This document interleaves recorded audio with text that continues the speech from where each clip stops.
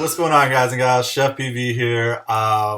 Coming to you today because a lot of people want to know, how do I get into FPV, or how do I become a drone racer, or they ask, what do I need to know because I want to start racing drones. So we're going to try to answer that question, some other questions, as well as try to give people a better idea of exactly what you're getting into when you decide that this is really what you want to do. And I'll be honest, I think that there is a dropout rate that's super high. I would guess it's in the 40 to 60% range just to be safe. I would bet higher to that 60%, and I would not be surprised if it were 70 to 80.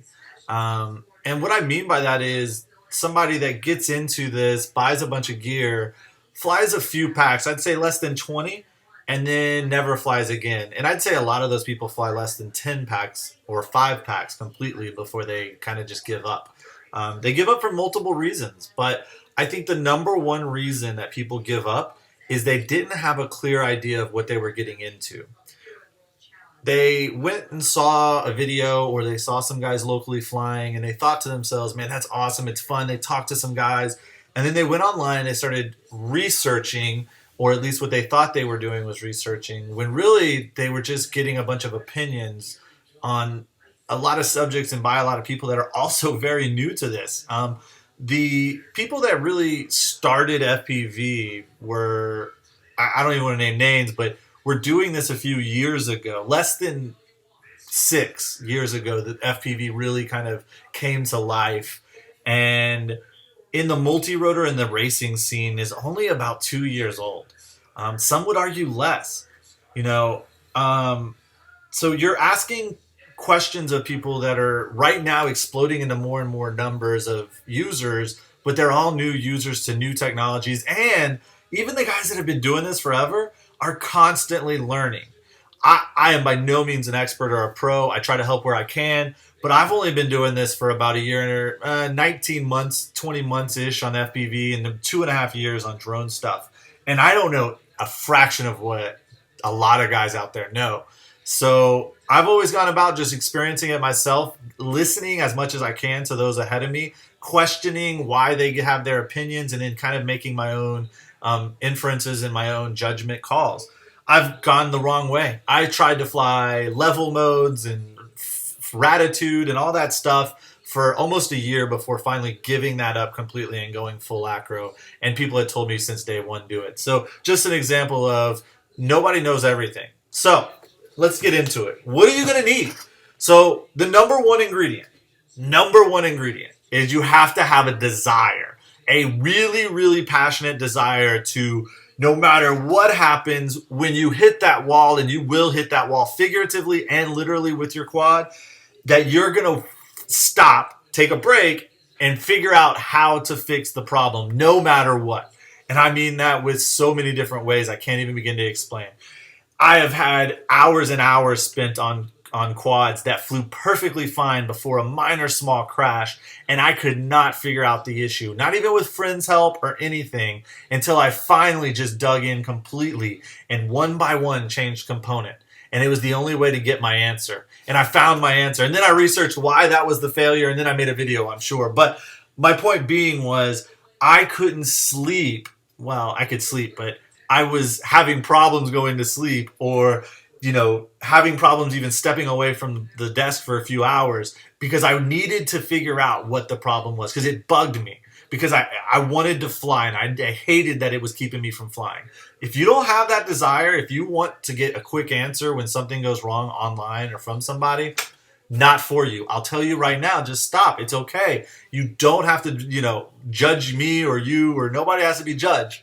Just stop, because you're going to spend a whole lot of money. And unless you're really invested in wanting to learn what your money is being spent on and how it works, then you're just not going to get very far. And I just honestly would dissuade anybody that wants quick answers to just, you're never going to get them here. So obviously we know you need a quad. And in a perfect world, if I give you a perfectly built quad set up and tuned and ready to go with all the right equipment and everything, and give you a small brief lesson on how to fly and put you in a field, and you start flying and you flew a whole pack by yourself and it's awesome and it's great, you're still not there. You're gonna break something. Something's gonna happen. You're gonna have to figure something else out. And nobody can teach you all of it. It's a lot of learning on your own opinions and your own feelings. Um, so there you go. You got to have a quad. You're looking at about a $250 to $300 investment on a good, decent, custom built quad yourself. You're looking in the $250 to $400 range for something built by somebody else, really good custom. Choose your builders wisely. Find somebody locally like me willing to sell one of their previously flown birds that you've seen fly, that you watch their videos or whatever. Talk to them, ask them if they'll show you how to fly, help you set it up. I've done this a few times locally. I'm more than happy to help anybody that buys anything from me or that buys anything from someone else and is just having problems. I've helped those people too. So find somebody local with a good quad, maybe buy it or have them help you build one. If you are going to buy ready to fly, I only recommend the Vendetta. I don't recommend the Vortex because of its VTX issues. It stomps on everybody's video. You can't fly with it in a race. People will ban you from races more than likely. And either one is a good option. You're still looking at about a $500 option. With the Vortex, they have the new 130. I don't have an opinion on that. If it doesn't have VTX issues like everything else, it's probably a good choice at about $250. The Crusader by Diatone is probably the only RTF I would say buy from China. Eachine, I wouldn't buy. They're junk. I've had them.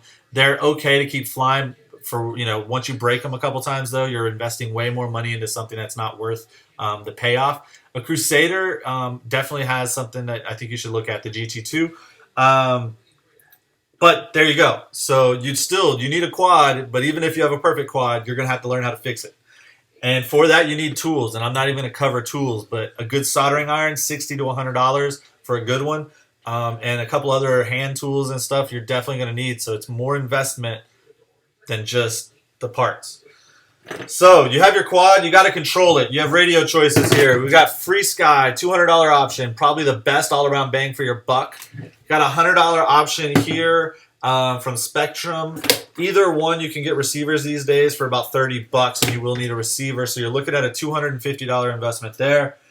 Then you got to be able to, so you're controlling the aircraft with the radio. You want to see. So you either have goggles or some sort of monitor. This is just a kind of small monitor I use for observing. But if you wanted to fly with a monitor, you could. Now, I use a very high-end product in a goggle. It's a Fat Shark Dominator V2. They're discontinued. You can't find them anymore. But if you can find some locally at a hobby shop, buy them. They're the best Fat Shark that you could ever get. HD V3 is supposed to be okay, but avoid any other HD goggle by Fat Shark. I personally don't recommend Sky Zones. I've used them. I know people that do. The internal modules, except for the newer ones in the early models, were not very good for the diversity modules. So I have a really good setup. It's LaForge. I use many different antennas on it, but that's what I use, but it's a couple $100 extra. You could get a monitor. I don't recommend monitors. They don't capture your attention and keep you focused. If you spend money on a monitor, you're eventually going to get goggles or need goggles probably, and these are going to become just spectators. So you're not really spending any good money by buying a monitor now. Do something later for a monitor. Goggle choices, there are some Quantums from Hobby King that are a good $100 option. Head Play is a good option, but they're both big and cumbersome. Besides that, I wouldn't recommend anything other than Fat Shark series. They do, some of the attitudes are not too bad if you really are on a budget. But I would spend the bulk of my money on the radio, the Free Sky, and a good pair of goggles if you have the budget. And that type of budget with everything is going to be about $1,200. The good thing is once you get a radio and you have goggles, you can buy new quads or build new quads for a couple $100 each, and you're good. You don't need any more equipment. So it's the initial investment, guys. Batteries, I recommend no less than 3 for a beginner user. I would say 5 is a good number. Once you get flying, you'll want at least 10 to 12 probably active batteries that you're using at a time for the field. If you have 2 or 3 quads, that'll get you a couple packs each. So that's good. Again, another investment, $25, $35 a piece, somewhere in there. A couple $100 in batteries you're going to need. For your goggles and your quads, you need antennas. Here's a bunch of options here. New VAS there, coming out soon. VAS Crosshair that I use on my goggle. TBS Triumph is what I mainly run on all of my quads. or Pyro Drone slash Foxier $10 option also. So you're looking at $10 to $20 an antenna, and you need one per quad. You're going to break them every once in a while. You need one per goggle, or one per RX per module. So there's another, $50 ish. Then you need battery chargers, guys. Battery charger choices are far long, big list. Cheap stuff sucks. Don't buy cheap. I personally recommend a High-Tech XV2 or a Venom Duo. Both of these do about the same thing. They're considered a 4-button or 5-button charger. A lot of these chargers all run the same basic kind of hard or software, so they're about the same type of charger. You're getting with the AC, the high tech, you actually do have a PC link to hook up and do some PC work to upgrade firmware and do stuff. You can also download logs and such. But cool thing is it's got a USB connection for charging your phone or a device. And both of these feature a rear plug XT60 connection, so you can plug in a XT60 connector with a large battery and power this thing off DC. Both are dual chargers, high output. I don't remember, 80 watts here. I don't remember the wattage on this one is. Oh yeah, 250. No, output is 200 watts. So this one actually will put out 160 total. This will put 200 watts out total. But the good thing about these is you have a dual charger that you can take with you in the field. And if you want to buy 2 of them, eventually you have 4 chargers. So there you go, or 4-port charging rather than buying a large 4-port charger and having to carry it everywhere. So there's that. You're looking at another 60 to 100 bucks. And then props, monthly costs, man. Props and batteries and antennas are monthly costs. When you destroy something, you're going to need to replace it. So that's all the money you're going to spend. It's a kind of bare bones idea of what you're going to get yourself into.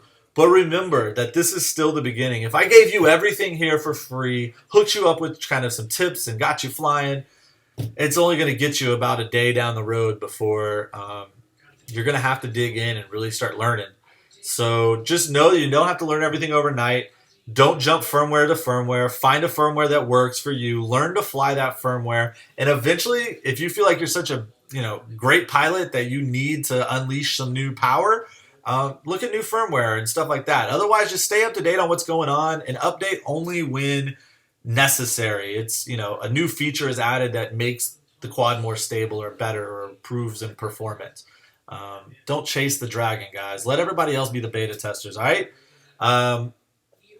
Cool. Fly safe, fly smart. I hope I helped you guys, kind of having an idea of what you need and the expectation that you're going to have when you kind of start flying. Again, I preach really heavily, guys. Get involved locally. If you're like me and you have a little bit of time here and there, ask and help and ask people if they want to go fly with you and teach them. Spatial awareness and all those things are really key things that you need to know. And only other pilots can really explain them to you. Otherwise, it's a long road learning by yourself. Fly safe, fly smart, guys. Just fly.